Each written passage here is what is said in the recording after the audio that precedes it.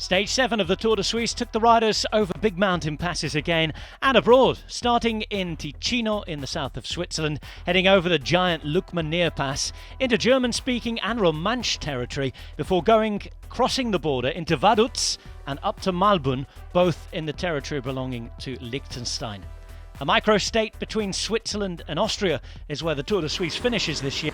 Stage 7, the final road stage, 194.6 kilometres ahead of the final day time trial. Only 84 riders started, but the coronavirus crisis calmed down, thankfully. 3 non-starters on the day, and 19 riders got into the breakaway on the Lukmanier Pass after a 50-kilometre first hour. Coming up to the end of the race, it would be Israel Premier Tech controlling for the leader, alongside Ineos Grenadiers, who had Geraint Thomas in second place. Michael Matthews was doing his thing in the intermediate sprints, and he'd claimed the points jersey after 2 sprint wins.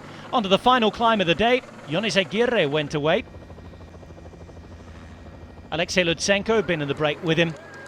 Thibaut Pinot, another member of that 90-man breakaway, was chasing and third on the road. Pinot will be working his way up the mountain, not going into the red. Behind, Remco Evenepoel decided to have a little move off the front, and that was shut down by the leader Jakob Fuglsang. Lutsenko was left by Pinot, and Izagirre caught and then immediately dropped by the Frenchman. 2 kilometres to go. Thibaut Pinot, after having waited 3 years for any victory in cycling, was looking to make it 2 in 3 months. Stefan Kung had held on for a long time. He'd be distanced. And when Dani Martinez's turn finished, off went Sergio Higuita. Third place at the start of the day, 10 seconds away from the lead and riding into the yellow jersey. Geraint Thomas made Fuglsang do the chasing. And after 5 hours, 5 minutes of racing, Higuita was riding away. Riding to the finish line at the top of the climb to Malbun, just 2 kilometres from the Austrian border, it was Thibaut Pinot who won in Austria for the first time in 3 years in his career, just a couple of months back at the Tour of the Alps. This time winning for the second time in his career on the Tour de Suisse and winning on the World Tour. Geraint Thomas attacked Jakob Fuglsang in the final 500 metres. Oscar Rodriguez rode stealthily to finish second. Thomas was gaining on Higuita, but Higuita would take 11 seconds on Geraint Thomas. And Higuita would be the new leader by only 2 seconds going into the final time trial.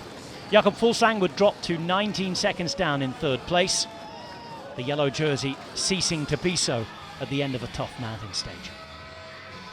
All the glory going to Pinot. Win number 33 in his career, one of the best. 25 seconds ahead of Rodriguez, 38 in front of Lutsenko. Sergio Higuita pulling on a leader's jersey for the first time since he won the Tour of Catalonia in March. And Jakob Fuglsang, who's looked so good all week, still in with a shout, but it's Higuita in yellow.